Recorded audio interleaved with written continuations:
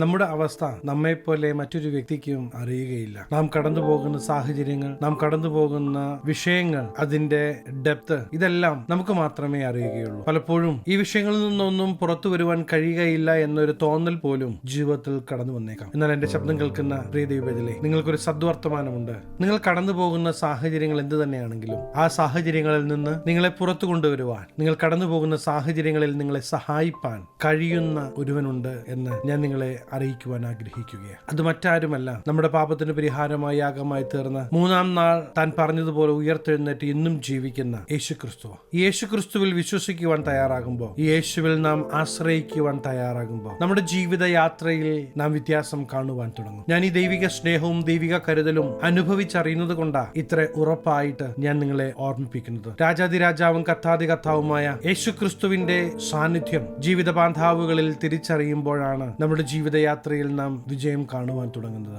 സഹായിക്കുമെന്ന് കരുതിയവരും കൂടെ നിൽക്കുമെന്ന് കരുതിയവരും എല്ലാം കണ്ടില്ല എന്ന് നടിച്ച് മാറിപ്പോകുമ്പോൾ നമ്മെ ആത്മാർത്ഥമായി സ്നേഹിച്ച് അവസാന തുള്ളിച്ചോരയും നമ്മുടെ പാപപരിഹാരത്തിനായി കാൽവരി ക്രൂശിൽ ചൊരിഞ്ഞുവെങ്കിൽ ഇത്രയധികം നിങ്ങളെ സ്നേഹിക്കുന്ന ഈ ദൈവം നിങ്ങളെ ഒരിക്കലും കൈവിടുകയില്ല എന്ന് ഞാൻ നിങ്ങൾക്ക് ഉറപ്പു തരാം. സാഹചര്യങ്ങളെ കണ്ട് ഭയപ്പെടേണ്ട. സാഹചര്യങ്ങൾ എന്തു തന്നെയാണെങ്കിലും ആ സാഹചര്യങ്ങളിലെല്ലാം പ്രവർത്തിക്കുവാൻ കഴിയുന്ന ഒരു ജീവിക്കുന്ന ദൈവമുണ്ട് എന്ന് നിങ്ങൾ തിരിച്ചറിയണം. അതുകൊണ്ട് തന്നെ ഇന്നു മുതൽ ജീവിതയാത്രയിൽ ധൈര്യമായിരിക്കണം. എന്റെ യേശു എന്റെ കൂടെയുണ്ട് എന്ന് പറയുവാൻ തുടങ്ങണം. ഒരുപക്ഷെ ഇന്നത്തെ യഥാർത്ഥത്തിലുള്ള നിങ്ങളുടെ അവസ്ഥ മറ്റൊരു വ്യക്തി അറിഞ്ഞാൽ ഒരിക്കലും അവർ നിങ്ങളെ സ്നേഹിച്ചു കൊള്ളണമെന്ന് വരികയില്ല. എന്നാൽ നിങ്ങളുടെ സകല അവസ്ഥയും അറിഞ്ഞിട്ടും നിങ്ങളെ സ്നേഹിക്കുന്ന യേശുവിന്റെ അടുക്കിലേക്ക് നിങ്ങൾ അടുത്തു വരുവാൻ തയ്യാറാണെങ്കിൽ നിങ്ങളുടെ ജീവിതത്തിൽ തന്നെ ഒരു വലിയ മാറ്റത്തിന്റെ തുടക്കമായി അത് മാറുകയാണ്. പലപ്പോഴും നാം പറയാറുണ്ട്, ഞാൻ പാപിയ, എനിക്ക് ദൈവത്തിന്റെ അടുക്കിലേക്ക് അടുത്തു വരുവാൻ കഴിയുകയില്ല എന്ന്. എന്റെ ഈ സ്വഭാവം വെച്ച് ദൈവത്തിന് എന്നെ ഒരിക്കലും സ്നേഹിക്കാൻ പറ്റുകയില്ല എന്ന്. എന്നാൽ ഞാൻ നിങ്ങളെ ഓർമ്മിപ്പിക്കാൻ ആഗ്രഹിക്കുന്നത്, നിങ്ങളുടെ സ്വഭാവവും നിങ്ങളുടെ അവസ്ഥയും കണ്ടിട്ടും ഈ യേശു നിങ്ങളെ സ്നേഹിക്കുന്നു. നമുക്ക് നിയന്ത്രിക്കാൻ പറ്റാത്ത സ്വഭാവങ്ങളെ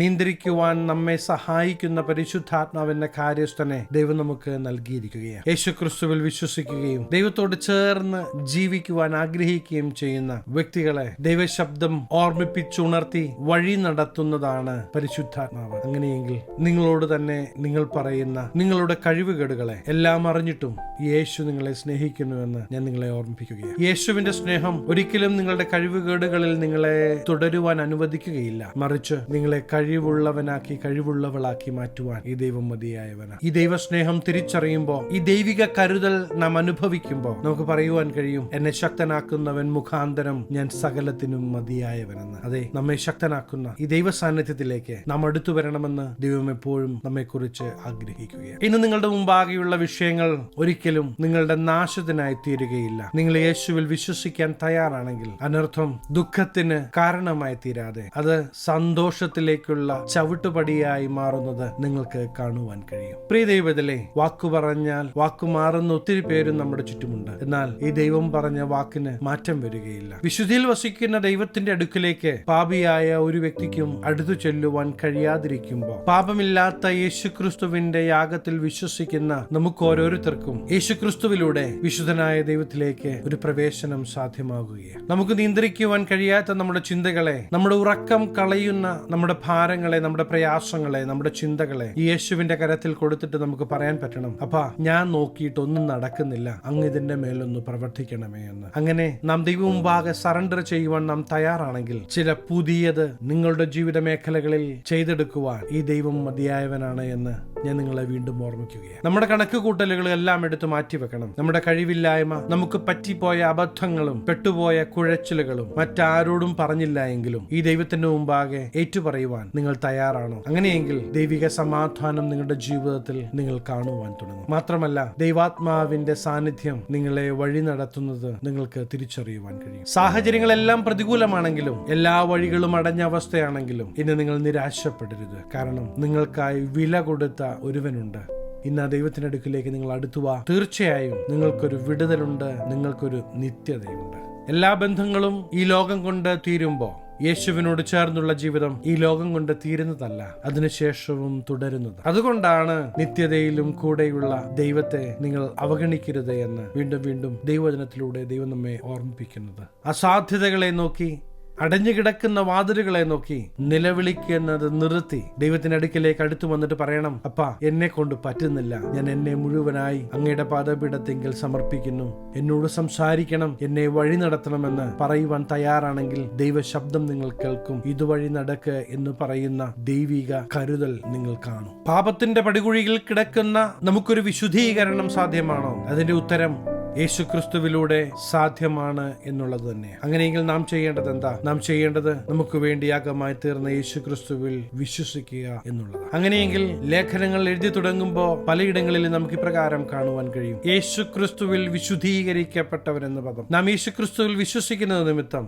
ദൈവം നമ്മെ കാണുന്നത് യേശുക്രിസ്തുവിലൂടെയാണ്. അതുകൊണ്ട് തന്നെ യേശുക്രിസ്തുവിൽ വിശുദ്ധീകരിക്കപ്പെട്ടവരായി ദൈവം നമ്മെ എണ്ണുകയാണ്. കൊരിന്ത്യർക്ക് എഴുതിയ 1-ാം ലേഖനം 1-ാം അധ്യായം 30-ാമത്തെ വാക്യത്തിൽ നമുക്ക് പ്രകാരം കാണുവാൻ കഴിയും, നിങ്ങളോ അവനാൽ ക്രിസ്തുവേശുവിൽ ഇരിക്കുന്നു, അവൻ നമുക്ക് ദൈവത്തിങ്കൽ നിന്ന് ജ്ഞാനവും നീതിയും വിശുദ്ധീകരണവും വീണ്ടെടുപ്പുമായി തീർന്നു. അതേ പ്രിയ ദൈവത്തിലെ, യേശുക്രിസ്തുവിൽ വിശ്വസിക്കാൻ തയ്യാറാണെങ്കിൽ, ഈ യേശുവിൽ ആശ്രയിക്കുവാൻ തയ്യാറാണെങ്കിൽ നിങ്ങളുടെ അവസ്ഥയ്ക്ക് ഒരു മാറ്റം സംഭവിക്കുക തന്നെ ചെയ്യും. തീർച്ചയായും ഞാൻ നിങ്ങളോട് പറയാം, ഇന്നു മുതൽ യേശുവേ എന്നെ സഹായിക്കണമേ, യേശുവേ എന്റെ ജീവിതത്തിന്റെ നിയന്ത്രണം അങ്ങേറ്റെടുക്കണമേ, എന്റെ പാപത്തിന്റെ പരിഹാരത്തിനായി കാൽവറി ക്രൂശിൽ യാഗമായി തീർന്ന ദൈവപുത്രനിൽ ഞാൻ വിശ്വസിക്കുന്നു എന്ന് നിങ്ങൾക്കൊന്ന് പറയാൻ പറ്റുമോ? നിങ്ങൾ യേശുവിനോട് ചേർന്ന് നിൽക്കുകയാണെങ്കിൽ നിങ്ങളുടെ അവസ്ഥയ്ക്ക് ഒരു മാറ്റം വരിക തന്നെ ചെയ്യും. തീർച്ചയായും നിങ്ങൾ ദൈവപ്രവൃത്തി കാണും. ദൈവത്തിന്റെ മഹത്വം നിങ്ങളുടെ ജീവിത മേഖലകളിൽ നിങ്ങൾ തിരിച്ചറിയുവാൻ തുടങ്ങും. ഈ ദൈവശബ്ദത്തിന്റെ മുമ്പാകെ നിങ്ങൾ ഏൽപ്പിച്ചു കൊടുക്കുവാൻ തയ്യാറാണെങ്കിൽ, ഇന്ന് ദൈവം നിങ്ങളോട് സംസാരിച്ചെങ്കിൽ,